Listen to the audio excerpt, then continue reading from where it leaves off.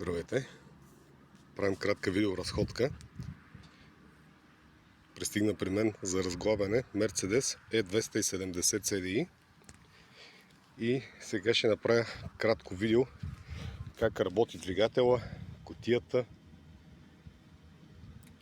SBC, дава ли грешки, не дава ли.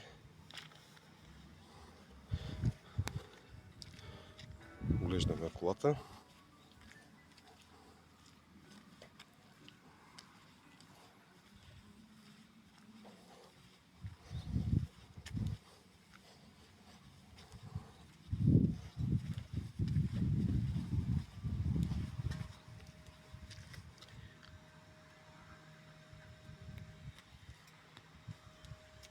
Дюзите са сухи, кората е налична, извадил съм я, за да се видят дюзите.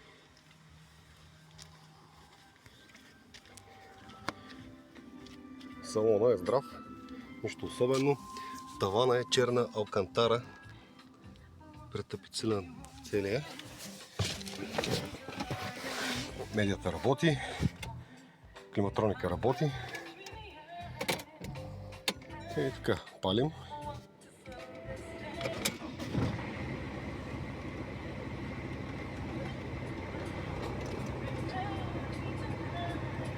Добре, имаме грешка само за SRS.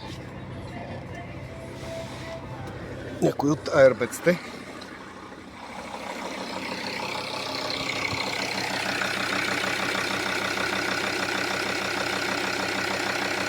Лично според мен доста гладко работи мотора.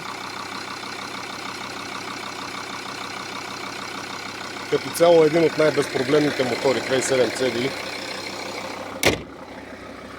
Сега ще го пробваме в движение.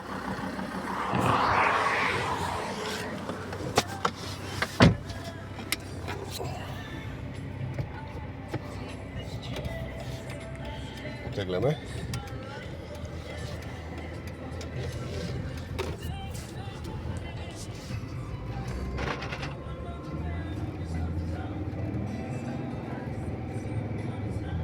Добре, 5G Tronic работи доста приятно.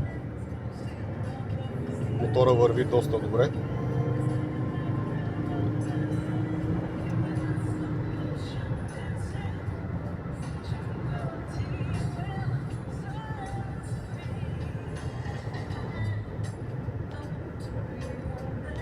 Няма грешки за SBC. Да, спира идеално.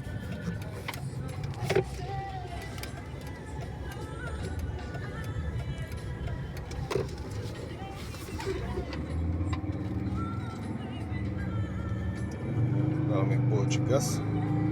Абсолютно адекватно се държи. Кутия, двигател. Да, доста доволно. Намалям.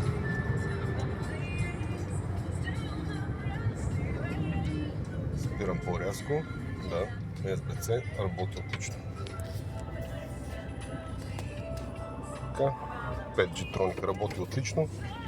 Общо взето това е моето заключение. Аз също карам колата за първи път и ще показвам това видео на хората, които имат интерес да закупят двигател, скоростна кутия, SBC.